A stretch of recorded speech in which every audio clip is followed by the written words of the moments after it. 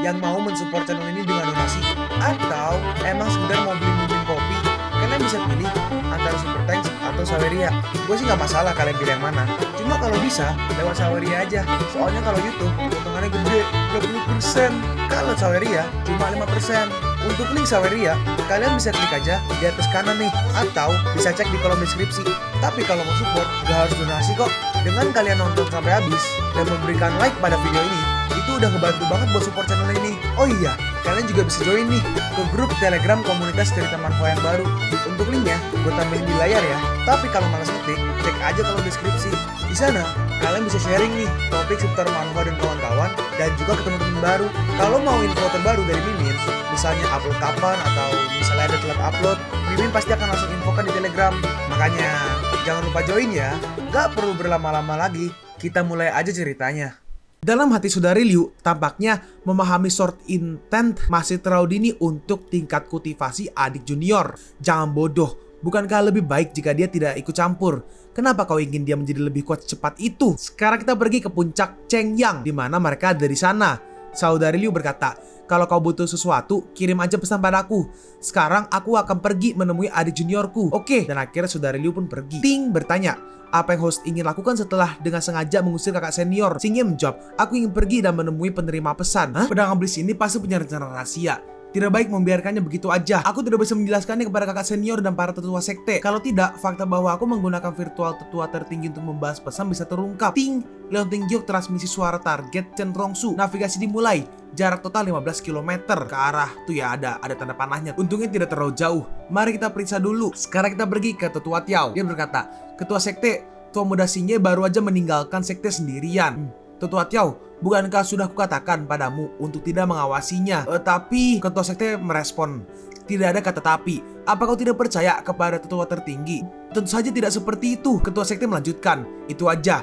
Jangan ikut campur dengan apapun yang berhubungan dengan chaotic spiritual root. Jangan melihat, jangan mendengar, jangan berbicara. Sekarang kita pergi ke pinggiran kota Qingshan, di mana dia mulai menggali. Kenapa dia terkubur begitu dalam di bawah tanah? Apa ini permohonan bantuan dari seekor marmut? Dan pas kali ini udah agak dalam nih. Pas dicangkul lagi, tung, mentok kena sesuatu. Oh, aku mengerti. Ternyata di Leontin. Ini hanya Leontin Gyok transmisi suara biasa. Ting, plus 65 poin. Tiba-tiba Leontinnya mulai memancarkan cahaya merah. Gawat! Leontin Gyok ini ternyata memiliki energi iblis yang sangat kuat. Dan dia mulai tampaknya merasuki sisinya mungkin ya. Kesedihan, kebencian. Ting berkata, sudah berakhir. Ini sudah berakhir. Energi iblis dapat memperkuat emosi negatif seseorang. Host, bertahanlah. Kenapa aku harus datang ke hutan belantara di tengah malam untuk menggali Leontin Gyok yang rusak? Bukankah menonton hujan meteor bersama kakak senior lebih menyenangkan? Tanganku gatal. Aku yang menyentuh keyboard. Aku yang berdebat sengit dengan orang-orang di Weibo, WeChat, dan Douyin. Ting, tampaknya dampak pada tubuh Hinangnya sangat terbatas. Kenapa Leontin Gyok ini punya energi iblis? Identifikasi sekilas. Leontin yang penuh dengan energi iblis. Penilaian mendalam. Harap tingkatkan fungsi penilaian 500 poin. Loh, ada harga tambahan. Tingkatkanlah. Cepat, Ting berkata. Host, bisakah Anda berhenti marah dengan sembarangan? Anda seperti psikopat. Ting, peningkatan berhasil. Roh pedang iblis yang sedang tertidur. Tingkat heavenly. Usia 6.689 tahun. Status tidur karena kegilaan. Integritas jiwa 48%. Apa? Bagaimana bisa ada roh pedang iblis di dalam Leontin Gyok ini? Ting menjelaskan, sekarang aku tahu roh pedang iblis itu tidak mengirimkan pesan apapun. Ia mengirimkan dirinya sendiri. Apa? Ting menjelaskan, roh pedang ini membagi jiwanya menjadi bagian-bagian yang tidak terhitung jumlahnya. Mengirimkannya ke Leontin Gyok ini menggunakan transmisi suara dan kemudian mengintegrasikannya. Dengan cara ini, dia bisa lolos dari pedang iblis dan menggunakan Leontin Gyok ini sebagai inang baru untuk membebaskan dirinya. Apa itu mungkin? Ting, secara teori, hal itu mungkin aja terjadi. Tapi terdapat terlalu banyak variabel dalam operasi aktual. Pedang ajaib dan Leontin Gyok ini pasti telah mengalami modifikasi khusus. Pedang itu dapat mengubah jiwa menjadi gelombang energi spiritual dan kemudian mengembalikannya ke dalam Leontin Gyok. Ini jelas bukan pertama kalinya hal ini dilakukan. Xingye bertanya, jadi kalau aku menghancurkan Leontin Gyok ini, pedang ajaib ini pun akan tamat kan? Ting, tidak. Masih ada 52% jiwa yang tersisa di sana. Namun, jiwa tidak seperti kesadaran ilahi. Mereka bisa pulih dengan sangat lambat. Dengan peringkat heavenly-nya, dibutuhkan setidaknya ratusan tahun untuk pulih. Bagaimana jika aku menggunakan editor suara untuk mensimulasikan pedang ajaib yang mengirimkan pesan ke Leontin Gyok suara ini? Ting menjawab, host, Anda punya banyak ide aneh. Editor suara hanya mengirimkan audio padanya, bukan jiwanya. Tidak akan terjadi apa-apa. Ya, bagaimana kau bisa tahu tanpa mencobanya? Ting merespon, aku tahu Anda akan mengatakan hal itu. Dan akhirnya Sinye pun mengirimkan pesan. Apa kau di sana? Rekan roh pedang. Sinye berkata, seperti yang diduga. Tidak ada reaksi. Ting berkata, pedang ajaib itu telah mengirim pesan terus-menerus selama 10 tahun. Pasti telah mengirimkan ratusan miliar pesan. Emangnya reaksi macam apa yang bisa ditimbulkan oleh satu pesan? Sinye merespon, kau benar. Kalau kita ingin melakukannya, mari kita lakukan secara ekstrim. Ting, pembelian berhasil. Ting bertanya, host, kenapa Anda membeli novel? Pindai teks ke editor suara. Dengan cara ini, setiap pesan akan menjadi volume sebuah novel. Kopi 9999 eksemplar Conquest dan kirim. Ting plus 1824 poin kreasi. Dan tiba-tiba si Sinye pun pingsan. Dan Sinye mengirimkan cerita-cerita novel tadi ke jiwanya si pedang. Dan setelah berapa lama, berarti mau memukul atau aku bisa hancur berantakan. Loh, bagaimana aku bisa kembali? Ting, kakak seniormu yang membawamu kembali. Host, kau sudah pingsan selama seminggu. Hah? Seminggu? Kok aku bisa pingsan? Ting, editor suara menggunakan jiwa host untuk mengirim pesan secara virtual. Mengirim satu pesan tidak akan jadi masalah, dan sistem tidak akan mendeteksi perbedaan apapun. Tapi Anda mengirim konten yang setara dengan 9.999 novel sekaligus, yang benar-benar menguras jiwa Anda. Di bawah pengaruh Leontidian Bloodthirsty, jiwa yang dipulihkan juga digunakan untuk mengirim pesan. Dalam minggu ini, jiwa host berulang kali dikosongkan sebanyak 5.000 kali. Sehingga membalas, kau harusnya menghentikan hal itu. Ting menjawab lagi, aku ingin melakukannya itu, tapi aku menemukan bahwa jiwa host sedang mengisi kembali jiwa roh pedang. Hah? Apa? Iya, biasanya itu tidak mungkin terjadi. Jiwa manusia dan jiwa roh pedang sangat berbeda. Namun aku tidak tahu kenapa jiwa host bisa. Jadi sistem ini juga penasaran bagaimana hasilnya. Sehingga berkata, ini penipuan. Kau menggunakanku sebagai bahan percobaan. Terus apa yang terjadi selanjutnya? Bagaimana dengan roh pedang? Apakah kakak senior tidak menemukan Leontin Giok sihir itu? Ting, aku sudah menaruh Leontin Giok itu ke dalam ruang sistem. Jiwa roh pedang juga telah dipulihkan oleh host. Dia juga ada di ruang sistem dan Singe mengeluarkannya. Tunjukkan padaku. Dan ini ya jiwa roh pedangnya. Aku roh pedang ajaib. Kau tidak perlu tahu tentang diriku, saudara Sing. Kau sudah memulihkan jiwaku. Jadi aku datang hanya untuk memberi salam. Singe bertanya, apa-apaan dia ini? Ting, ini seharusnya semacam reaksi terhadap 9999 salinan Conquest. Si roh jiwa membalas, anak muda, jangan terlalu sombong. Terus tiba-tiba ada yang membuka pintunya dan itu adalah si Shawan. Arik Junior, kau sudah bangun? Kau bicara dengan siapa? Singe menjawab, aku bicara sendiri. Kakak senior Wan, apa aku baik-baik aja? Aku baik-baik saja. Tapi bagaimana denganmu? Kau pingsan di sebuah lubang besar di hutan belantara. Kalau kakak senior tidak menemukanmu, kau akan dimakan oleh binatang buas. Singe bertanya, apa sedang terjadi sesuatu? Di mana kakak senior? Shawan menjawab, kakak senior menghadiri pertemuan dengan Sekte Wanxiang sebagai perwakilan murid. Hah? Pertemuan apa? Sekarang kita pergi ke sana di pertemuannya. Pertemuan ini diadakan untuk membahas pembagian tambang besi meteor antara kedua sekte kita. Karena kita akan membentuk aliansi, kita perlu memaksimalkan kepentingan kita. Orang ini adalah Xiake, Diaken Sekte Wanxiang. Dia ada di kultivator di tahap Golden Elixir. Xiake bertanya, Tuan muda, Anda mengunjungi pavilion artefak Sekte Qingyun. Apa pendapat Anda? Tidak cukup bagus. Mereka jauh lebih buruk daripada Sekte Wanxiang kita. Berani ya kau? Mereka adalah para tetua. Jagalah bahasamu. Orang ini adalah Cheng Li. Dia ketua Sekte Wanxiang. Dia ada di tahap Nascent. Ayah, aku hanya mengatakan yang sebenarnya. Aku juga membuat janji dengan tetua Ci dari Sekte Qingyun minggu lalu. Hari ini akan ada kompetisi pemurnian antara kedua sekte kita. Bukankah hari ini adalah tentang memutuskan distribusi tambang besi meteor? Kenapa berubah menjadi kompetisi pemurnian? Tambang besi meteor digunakan untuk pemurnian oleh setiap sekte. Karena kita akan membentuk aliansi, jadi kita perlu mendistribusikannya berdasarkan level. Hanya dengan begitu, kepentingan kita dapat dimaksimalkan. Tentu saja, siapapun yang mendapat lebih banyak tidak akan menjadi pemilik tunggal tambang meteorit itu.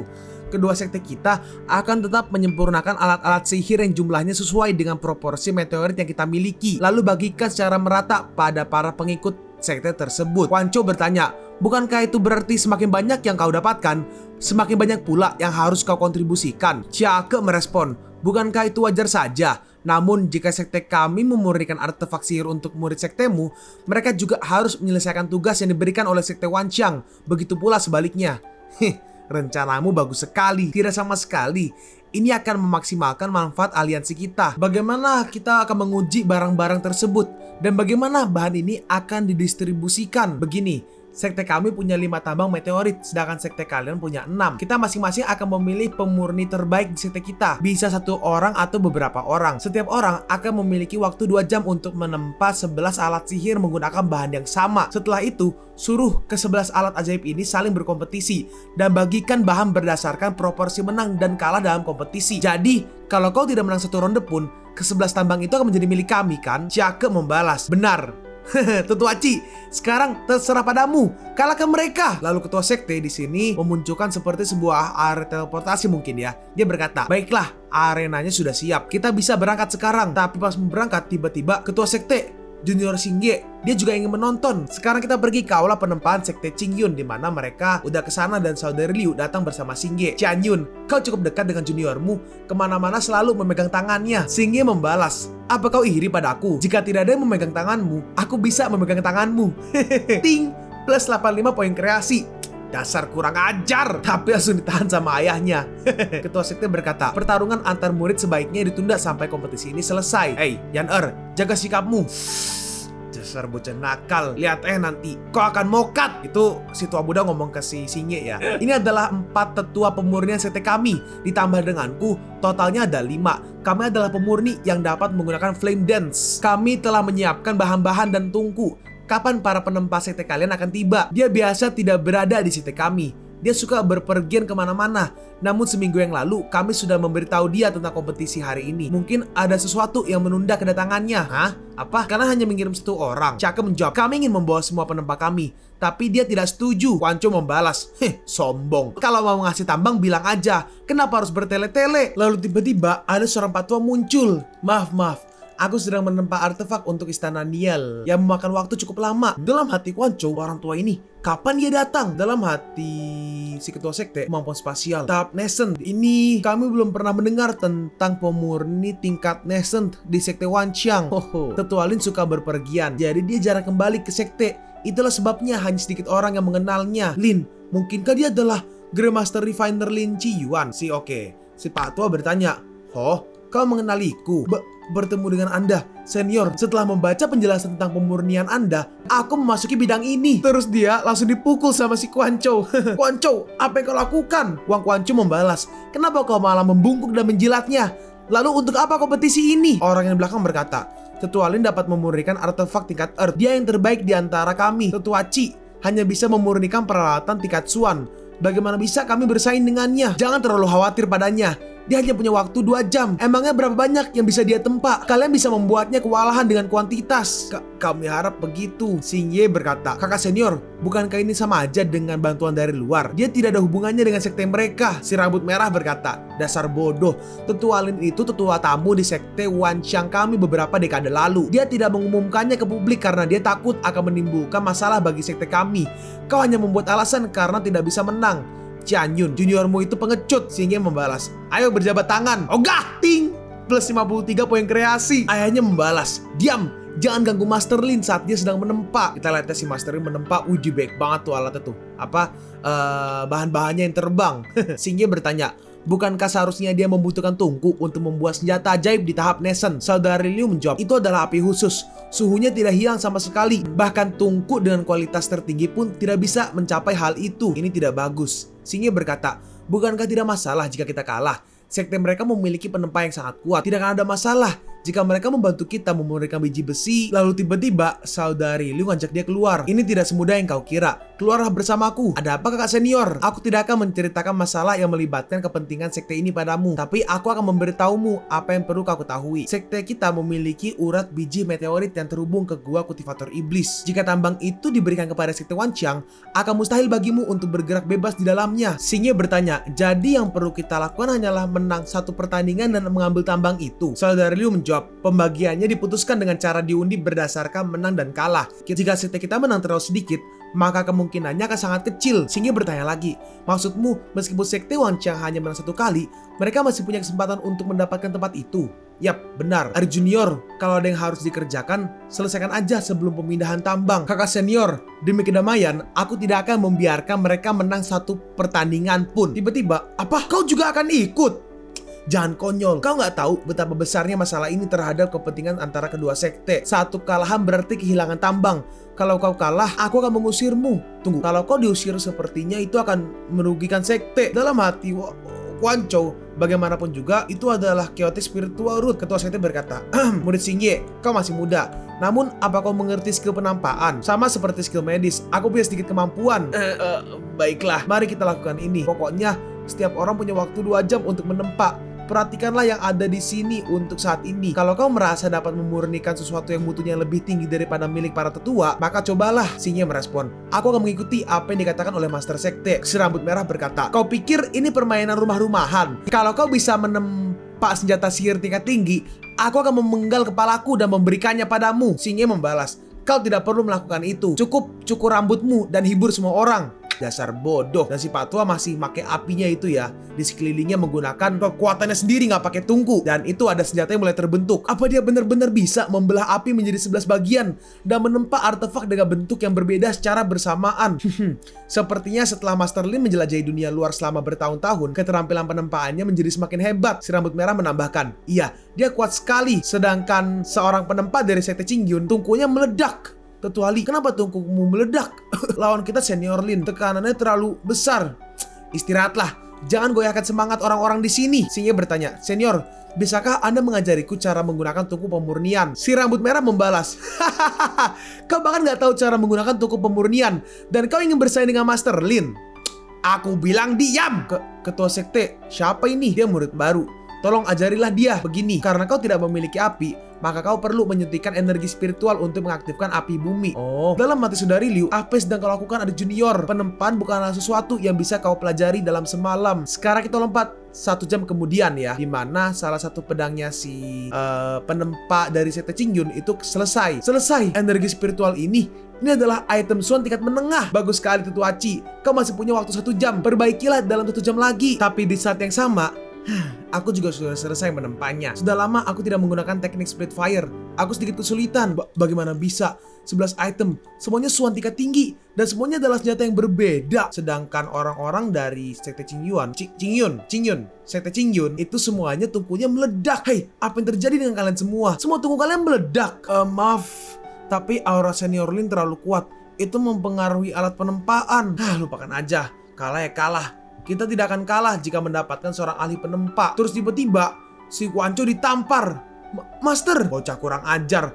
Beraninya kau membandingkanku dengan orang lain. Ketua sektenya berkata, Senior, tenanglah. Tetua Quan Chou itu mulut bergerak lebih cepat dari otaknya.